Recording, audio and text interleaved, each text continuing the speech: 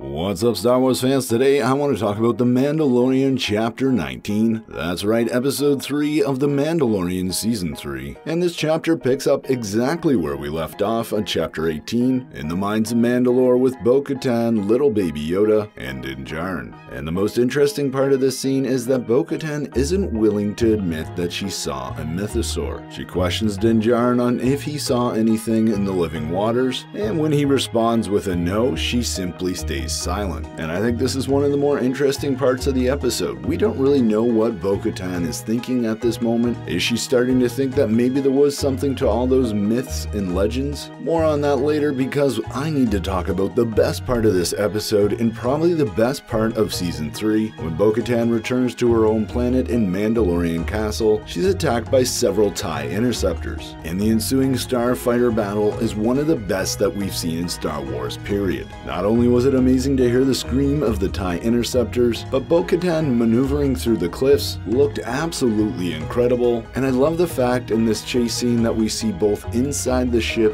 and the exterior, which just looked absolutely stunning for a television show. Of course, Din Djarin is able to exit Bo-Katan's ship and is once again able to use his in-1 starfighter to great effect. He hunts down the remaining TIE interceptors following Bo-Katan in spectacular fashion. That all said, the next part of the episode had me wondering. We see TIE bombers destroying Bo-Katan's Mandalorian castle, and the confusing part to me is why didn't they do this before? They destroyed all of Mandalore, why didn't they make a quick stop and destroy Bo-Katan's castle? But I do understand as a story thread that this is forcing Bo-Katan to leave her homeworld behind and take more action against the Empire. Very similar to, say, Luke Skywalker on Tatooine when his aunt and uncle are killed by the Empire. For Luke, that's great motivation to go off with Obi-Wan Kenobi, and here in this episode of The Mandalorian, this is great motivation for Bo-Katan to get back at the Imperial Remnant. Of course, the big question here is where are all these TIE interceptors, TIE bombers, and TIE fighters coming from? At the very end of that scene, we see even more TIE interceptors. I mean, even if Moff Gideon had escaped the New Republic, last time we saw him, he was only in a small Imperial light cruiser, and all those TIE interceptors and TIE bombers would definitely have to come from at least a fleet of light cruisers, or at the very least 1 or 2 Star Destroyers. So I can't wait to speculate more on that in a video upcoming on the channel. That all said, the majority of the episode actually follows Dr. Pershing, the cloning doctor that we met in Season 1 of The Mandalorian, and I gotta tell you, this certainly wasn't my favorite part of the episode. I mean, did we get some very interesting answers to questions in this section? Yeah, we got to see what Coruscant looks like under the New Republic. We get to see what happens to Imperials as they try and reintegrate into the New Republic. We get to see what's happening to Imperial equipment, and that basically that the New Republic is trying pretty hard, but they certainly don't have things all figured out. Ultimately, I feel like there is going to be some sort of payoff for this storyline, but it just took up way too much time in this episode. All I wanted to do is get back to the main story of Mando and Bo-Katan. And lucky enough, that does actually happen, and we see Bo-Katan and Din Djarin visit the Children of the Watch. They hand over proof that they have visited the mines of Mandalore and bathed in the living waters. But in a twist, the armor not only says that Din Djarin is redeemed, but also that Bo-Katan is redeemed as well,